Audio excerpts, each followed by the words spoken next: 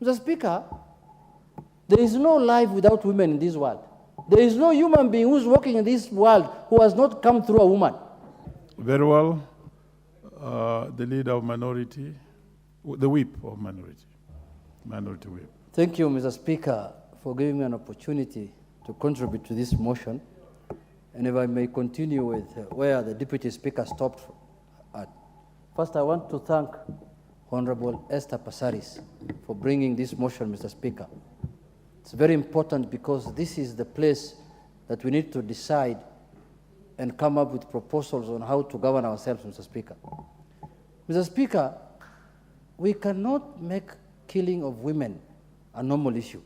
It's unacceptable, Madam Speaker. And I want to tell you that any man who kills a woman is a weak man. He's a useless man. He's not worth being called a man, Mr. Speaker. That is the truth of the matter. Because, Mr. Speaker, and even to make it worse, you are killing a woman who has trusted you, who has loved you, loves you, a woman who has shown faith in you. Then you dupe her, you take her to an Airbnb, then you kill her there, Mr. Speaker. That is an animal, that's not a man. We must describe those ones as animals, not men, Mr. Speaker.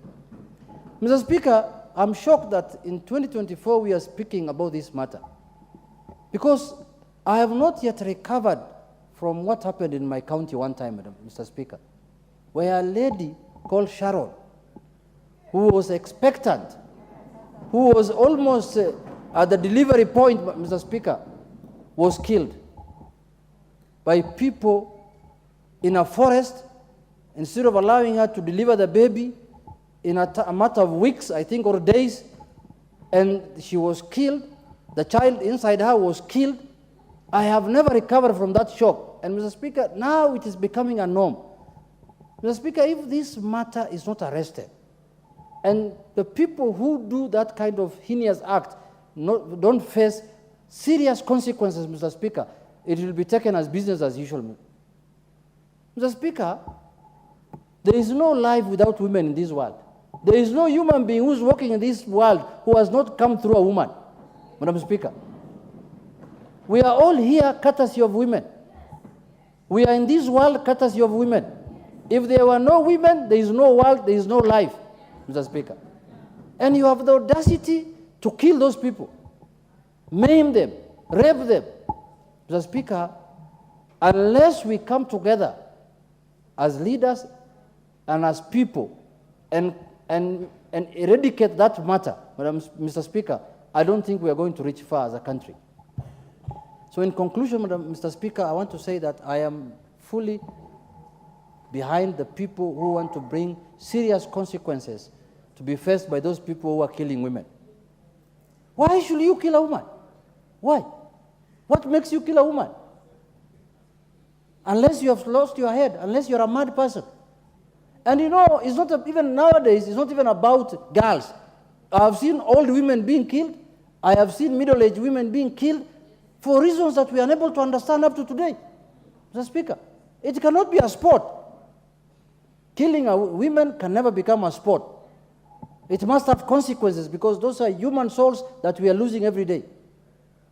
So, Mr. Speaker, in conclusion, I want to say that I remember there was legislation that was made in this House relating with gender violence. I don't know why they are not being more harsher than this, Mr. Speaker. We need to come up with a legislation that says if you kill a woman, you should be killed. If you kill a man, you should pay just 100 camels. Yeah, that's all. That's enough for a man.